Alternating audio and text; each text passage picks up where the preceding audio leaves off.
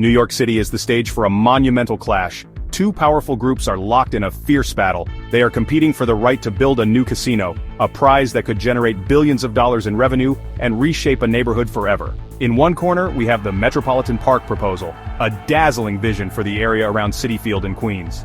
This project is backed by Steve Cohen, the owner of the New York Mets baseball team. His plan promises not just a casino, but a vibrant entertainment complex with green spaces, music venues, and restaurants, transforming the vast parking lots that currently surround the stadium into a year-round destination for residents and tourists alike. It is an ambitious dream for a part of the city many feel is underutilized. In the other corner stands Bally's Corporation, a well-known name in the gambling industry. Their proposal is for a different borough entirely, the Bronx. Bally's wants to build its casino on what is currently a public golf course at Ferry Point, a site with sweeping views of the East River and the Whitestone Bridge. This plan would bring a major resort and casino to a borough that has often been overlooked for large-scale private investment.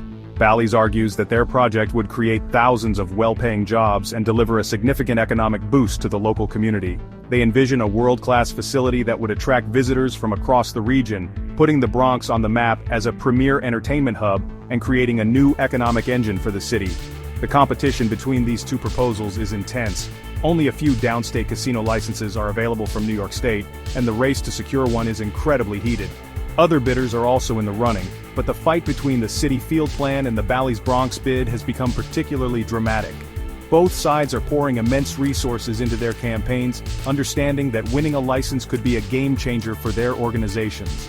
This isn't just about building a casino, it's about securing a lucrative monopoly in a massive untapped market. The financial stakes are astronomical, and the political maneuvering behind the scenes has reached a fever pitch as a critical deadline approaches. This is more than a simple business competition. It is a battle for the future of two distinct New York City neighborhoods. For Queens, the Metropolitan Park Plan represents a chance to finally develop the area around its beloved ballpark.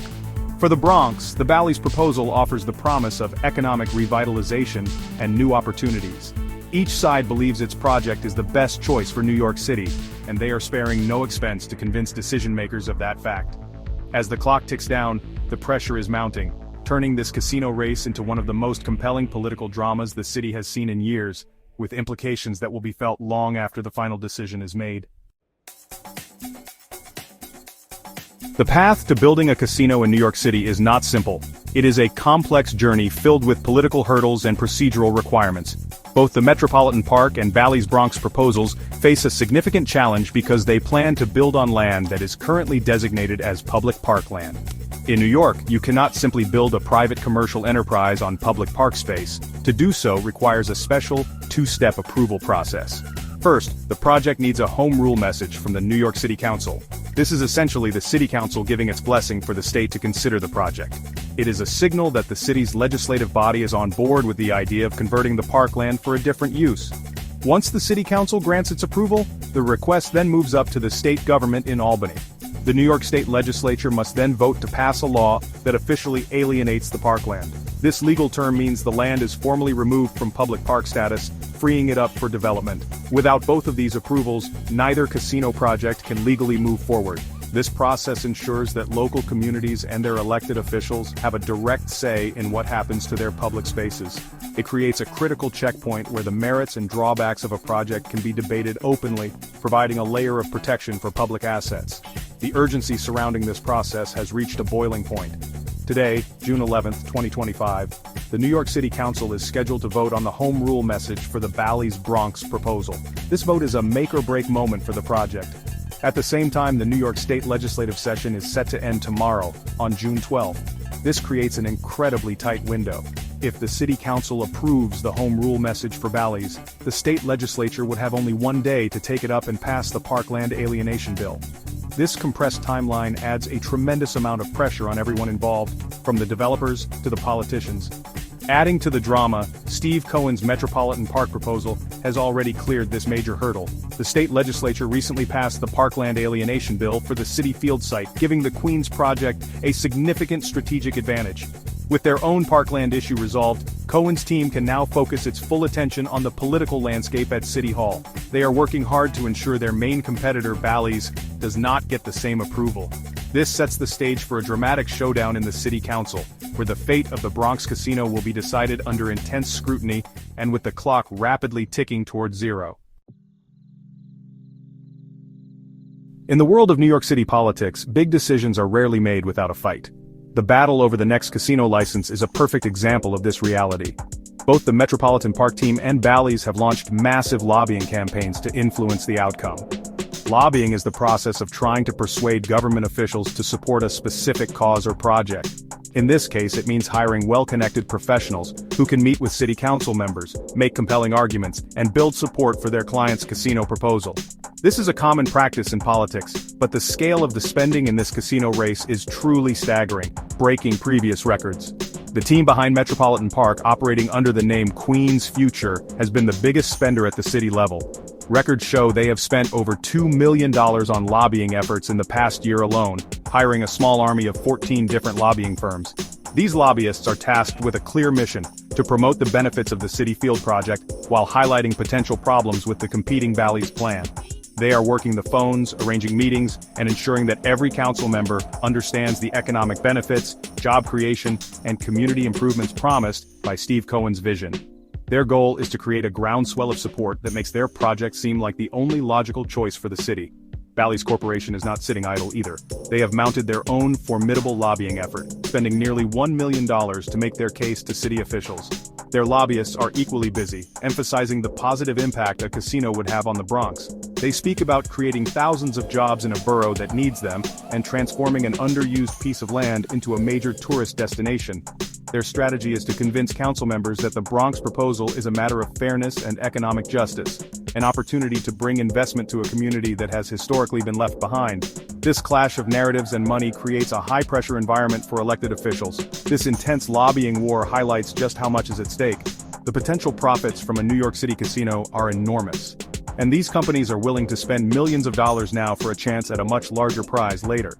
The money is spent on building relationships, crafting persuasive messages, and ensuring that their project is constantly in the minds of decision-makers. For the members of the City Council, this means being inundated with information, appeals, and pressure from all sides. The outcome of today's vote will not just be a reflection of the project's merits, but also a testament to the effectiveness of these powerful and expensive lobbying campaigns. In the complex world of New York City politics, there is an unwritten rule that holds immense power. It is a tradition of member deference. This means that on issues that affect a specific local district, such as a land use decision, the rest of the city council will typically follow the lead of the council member who represents that district. It is a courtesy designed to ensure that local voices are respected and that decisions are not imposed on a community against the will of its elected representative. This long-standing protocol is now at the very center of the Bally's Bronx casino debate, and one person's position has become the most significant obstacle for the project. The council member in question is Christy Marmorato. She is a Republican who represents the district in the Bronx where Bally's wants to build its casino. From the beginning, she has been a vocal opponent of the plan. Marmorato has stated that her opposition is a direct reflection of the will of her constituents. She argues that the people who live in the surrounding neighborhoods do not want a casino. They are concerned about increased traffic, potential crime, and the negative social impacts that can come with a large gambling facility. Her stance is not just a personal opinion, it is a political position rooted in what she describes as the overwhelming sentiment of her community. Marmorato's firm opposition puts her colleagues on the city council in a very difficult position. If they vote to approve the home rule message for Bally's, they would be directly overriding her. This would be a major breach of the unwritten rule of member deference. Such a move is rare and can create tension and distrust within the council. Members might worry that if they vote against Marmorato on her local issue today, another member might vote against them on their local issue tomorrow. This concern for reciprocity and mutual respect makes many council members hesitant to go against one of their own, regardless of the project's potential benefits. This is why Bally's and its team of lobbyists have been working so hard to find a way around this obstacle. They need to convince a majority of the 51 council members to break with tradition and approve the project despite Marmorato's objections. As of the day before the vote, reports indicated that Bally's did not have enough votes to secure passage of the resolution. The Marmorato factor has proven to be a powerful roadblock. Her steadfast opposition, backed by the strong political tradition of member deference, has become the single most critical element in the fight over the Bronx casino, demonstrating how one local leader can shape the outcome of a multi-billion-dollar decision. So, the proposal for Metropolitan Park in Queens is really built on a grand and ambitious vision. Spearheaded by Mets owner Steve Cohen, this plan aims to do much more than just build a casino. The idea is to completely reimagine those 50 acres of asphalt parking lots that surround Citi Field. For decades, this space has just sat empty and underutilized for most of the year, only coming to life during baseball games and the occasional concert. Now, the Metropolitan Park plan would totally change that, transforming the area into a vibrant, year-round entertainment and community hub, what they're calling a sports and entertainment park. The goal here is to create a destination that offers something for everyone, not just folks interested in gambling. At the heart of all this is a Hard Rock hotel and casino, which would basically serve as the economic engine for the entire development. But, the project's backers are quick to emphasize all the other elements too. The renderings show a new, state-of-the-art music venue, designed to host concerts and events throughout the year. There are also plans for a wide variety of restaurants and bars, creating a diverse food and beverage scene. What's really interesting is that a significant portion of the project is dedicated to public green space, over 20 acres of new parkland, athletic fields, and playgrounds for the community to enjoy. This focus on non-gambling attractions is a key part of their sales pitch, both to the public and to politicians. The team behind Metropolitan Park argues that their project will deliver substantial economic benefits to Queens and honestly to the entire city. They're projecting the creation of thousands of permanent union jobs, offering stable careers with good wages and benefits.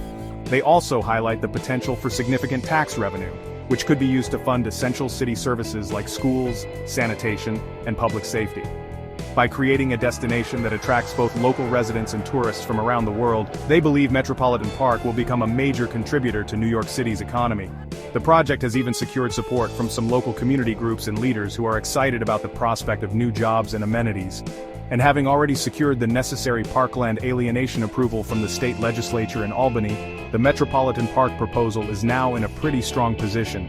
This legislative victory was a critical step, removing a major political and procedural barrier that its competitors still face. With this hurdle cleared, Cohen's team and their extensive network of lobbyists have been able to shift their focus entirely to city-level politics. Their strategy now involves not only promoting their own project but also actively working to undermine the Bally's proposal in the Bronx. They're using their head start to consolidate support and frame their project as the most viable and beneficial option for New York City's future. Section 6. The Bronx Contender Controversy at Ferry Point. The Bally's Corporation proposal for the Bronx offers a different kind of vision, one centered on transforming a picturesque but controversial piece of public land. The plan is to build a major casino resort at Ferry Point, the site of a public golf course that was originally developed by the Trump Organization. Located in the East Bronx, the site boasts stunning waterfront views and easy access to major highways. Bally's argues that this location is ideal for a casino, capable of attracting visitors from Westchester County, Connecticut, and Long Island, in addition to the 5 boroughs. They promise their project will be a catalyst for economic growth in the Bronx, a borough that has long sought major private investments. The core of the Bally's plan is to construct a large casino, a hotel, event space, and new restaurants. Proponents argue this development would create thousands of much-needed jobs, both in construction and in permanent hospitality roles. They emphasize that these would be good-paying union jobs, offering a pathway to the middle class for many Bronx residents. Bally's has framed its bid as an issue of equity, suggesting that the Bronx deserves the same kind of economic opportunity that a casino would bring. They have garnered support from some local business leaders and unions who see the project as a once-in-a-generation chance to boost the borough's economy and create a new landmark. However, the proposal is mired in controversy. A significant source of opposition comes from local residents and community groups. These groups raise serious concerns about the impact of a casino on their neighborhoods. They worry about a massive increase in traffic on already congested local roads and bridges. There are also fears about the potential for a rise in crime and problem gambling, social ills that are often associated with large casinos. Many residents feel that turning public parkland, even a golf course, into a private, for-profit gambling hall is a betrayal of the public trust. They argue that the land should be used for genuine public recreation, not for a casino that will primarily benefit a private corporation. This community opposition is the foundation of Councilmember Christy Marmorato's resistance to the project. She has consistently said that she is representing the wishes of her constituents who do not want the casino in their backyard. This local resistance, combined with the procedural hurdle of needing parkland alienation, has made the Bally's bid a difficult and uphill battle. While the promise of jobs and economic investment is appealing to some, the concerns about traffic, quality of life, and the loss of public land have created a powerful counter-narrative, making the Bronx proposal one of the most contentious issues currently before the City Council. Section 7, the Trump Connection, an uncomfortable alliance. Adding another layer of complexity and controversy to the Bally's Bronx bid is its direct financial connection to the Trump Organization. The casino would be built on the site of what is currently Bally's Golf Links, a high-end public golf course at Ferry Point. This course was originally developed and operated by the Trump Organization under a 20-year license agreement with New York City. When Bally's Corporation took over the lease for the golf course with the intention of building a casino, they inherited the terms of that agreement. This has created a situation that makes many city politicians, particularly Democrats, deeply uncomfortable. The specifics of the deal are what cause the concern. As part of its agreement to acquire the lease from the Trump Organization, Bally's is obligated to make a substantial payment to Donald Trump's company if the casino project moves forward and receives its license. The reported figure is a staggering $115 million. This means that if the New York City Council and the state legislature approve the parkland alienation, and Bally's ultimately wins a casino license from the state, a significant sum of money will flow directly to the Trump Organization. For many progressive and Democratic members of the City Council, voting in favor of a deal that results in a massive payout to the former president is politically toxic. This connection has become a major talking point for opponents of the Bally's plan, including the lobbyists working for the rival Metropolitan Park proposal. They have been quick to highlight this financial tie in their conversations with council members, framing a vote for the Bally's project as a vote that benefits Donald Trump. In a city where the former president is deeply unpopular, this is a powerful and effective political argument. It shifts the debate away from the merits of a casino in the Bronx and toward the uncomfortable politics of enriching a controversial political figure. Several council members have publicly expressed their reservations about this aspect of the deal. The situation puts Bally's in a difficult position. They are trying to sell their project on its economic benefits for the Bronx, but they are constantly forced to address the issue of the Trump payout. They argue that this is simply a pre-existing business arrangement that they must honor, and that it should not overshadow the thousands of jobs and millions in tax revenue the project would create for the city and the borough. However, in the highly charged political climate of New York City, the connection is impossible to ignore. It has become a significant liability, providing powerful ammunition for their rivals and creating a major political obstacle that may prove impossible to overcome. Section 8. What comes next? The path forward after the vote. The City Council vote on the Bally's Home Rule message is a critical fork in the road, and the outcome will set in motion a very different series of events depending on the result. If the Council votes yes, and approves the resolution, it would be a major victory for Bally's, but it would not be the final approval. Instead, it would simply be the first domino to fall. The approval would immediately send the parkland alienation request to the state capitol in Albany. The state assembly and state senate would then have to race against the clock to pass a bill authorizing the land use change before their legislative session ends tomorrow. This would be a frantic last-minute push. Assuming the state legislature manages to pass the bill in time, Bally's would clear a major hurdle, putting it on more equal footing with the Metropolitan Park proposal. However, the process would still be far from over. Both Bally's and Metropolitan Park, along with the other remaining bidders, would then have to submit their final detailed applications to the New York State Gaming Commission. The deadline for these applications is fast approaching on June 27, 2025. This submission marks the beginning of the formal review process by the state, where a special committee will evaluate each proposal based on a wide range of criteria, including economic impact, community support, and the developer's experience. Following the application submission, the state's Gaming Facility Location Board will conduct a thorough review of all qualified bids. This process is expected to take several months. It will involve public hearings, detailed financial analysis, and background checks on all principals involved. The board will ultimately recommend which 3 projects should be awarded the coveted downstate casino licenses. This final decision is not expected until late 2025 or even early 2026. So, even with a win in the City Council, Bally's would still have a long and competitive road ahead before they could even think about breaking ground on their Bronx casino. On the other hand, if the City Council votes no today, it would almost certainly be the end of the road for the Bally's Bronx casino proposal. Without the city's home rule message, the state legislature cannot legally consider the Parkland Alienation Bill. The project would be stopped in its tracks, unable to proceed to the state's formal application process. This would be a decisive victory for the Metropolitan Park team and a major blow to Bally's. It would effectively eliminate one of the top contenders from the race, narrowing the field and significantly improving the odds for Steve Cohen's Queens project and the other remaining bidders.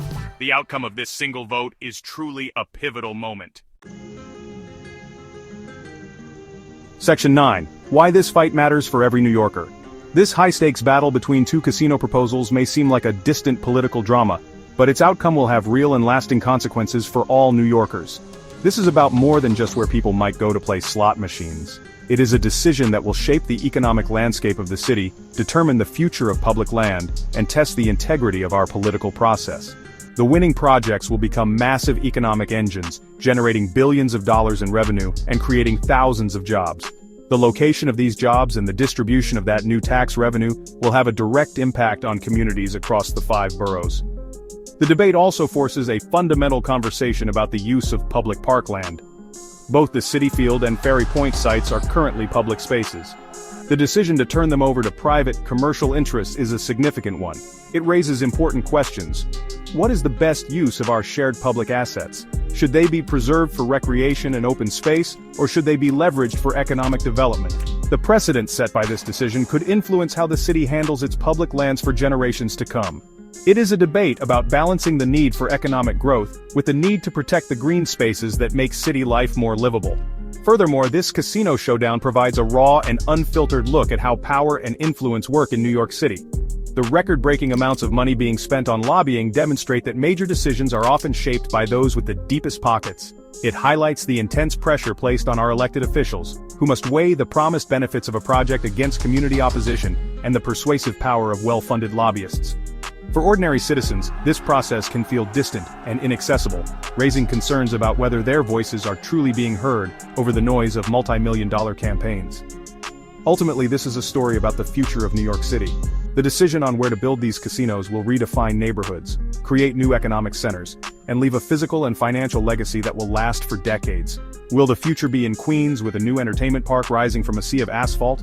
Or will it be in the Bronx with a resort casino on the waterfront? The choice made by the city council and state officials will send a clear signal about the city's priorities. For every New Yorker, this is a moment to pay attention, because the outcome of this casino showdown will help determine what kind of city we will all be living in tomorrow.